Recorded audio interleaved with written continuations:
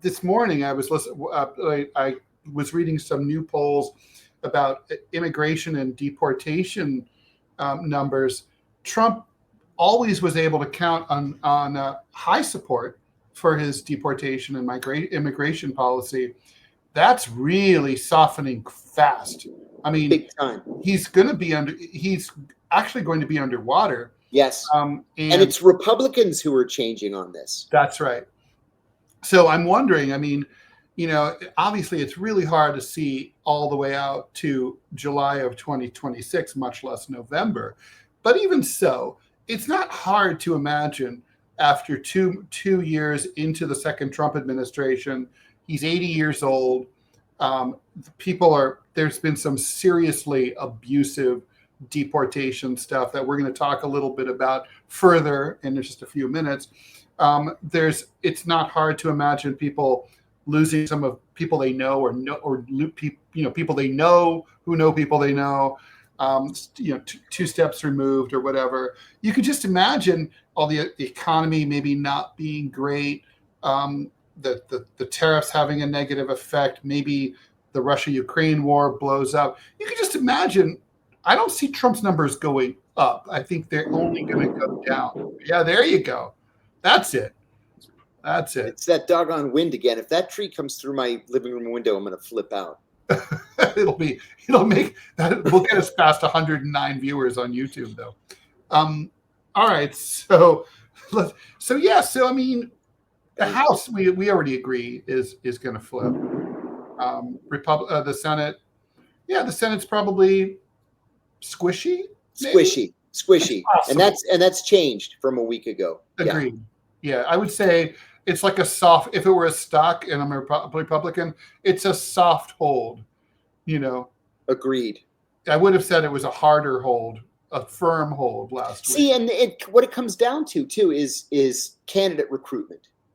So, for example, Alabama used to have just this unbroken wall of Democratic senators. They were some of the most conservative Democrats like ever, anywhere in the country. Same in Georgia, same in Mississippi. That all changed in the 1980s. And now they're all Republicans, not in Georgia, but everywhere else, they're all Republicans. If the Democrats can put the money where their mouths are, they're always talking about how the Democratic Party is a big tent party. No, it's not. But if it were a big tent party and they were able to recruit a conservative, let's say, state senator or a secretary of state or transportation commissioner or whatever, like the Republicans are always so good at doing, maybe they would have a chance to pick up one of these seats in a red state. But I'm just not sure that they're creative enough. What I'm seeing in the Democratic Party right now tells me that they either don't want to win or they're just in such a state of deep chaos that they can't win. I think it's the latter. Yeah. And I think there's the problem is that their leadership, they still have fundamentally a different priority than winning, right? So maybe it's not so much not wanting to win so much as like not willing to do what it takes to win.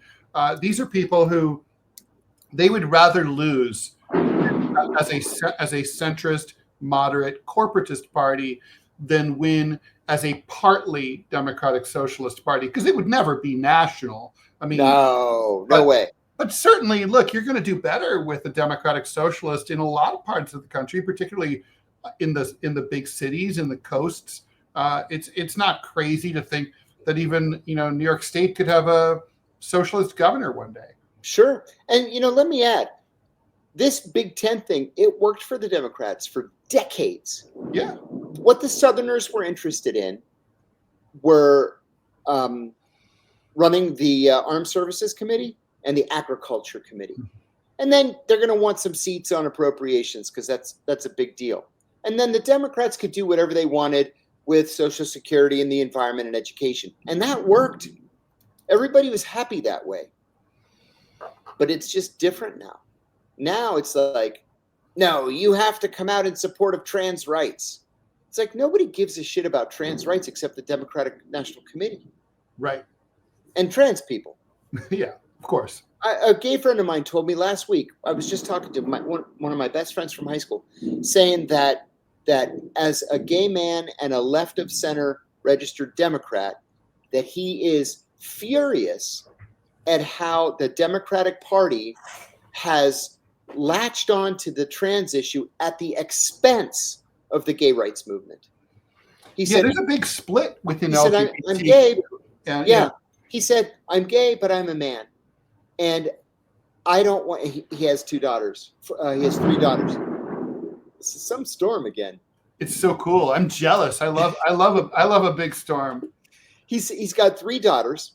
And he said, I don't want biological men going into the locker room with my daughters. His daughters are like 9, 12, and 15. He said, I don't want that. But now what? I'm anti-trans? He said, I'm actually not anti-trans. I'm angry that the trans movement has hijacked the LGBT movement. Yeah. Yeah. Well, there's other splits there as well that we're considering. But yeah, no, it's a point really worth taking. And I think, unfortunately, what the Democrats don't do, and like Mamdani did do, which I think is worth emulating, even if you don't like his politics, is you should figure out where you stand on an issue. It should be a point of view that you can defend, that you believe in, and that's coherent. And then you go out there and you defend that point of view. And then you stick to it, even if you take heat for it. But you stick to it. People respect that, even if they disagree with you. Democrats, they always seem to be leading from behind. Even with gay marriage, right? It was basically Joe Biden running off at the mouth accidentally. You remember that? I remember that. We're for gay marriage. Oh, we're not? Oh, no, we're not for gay marriage.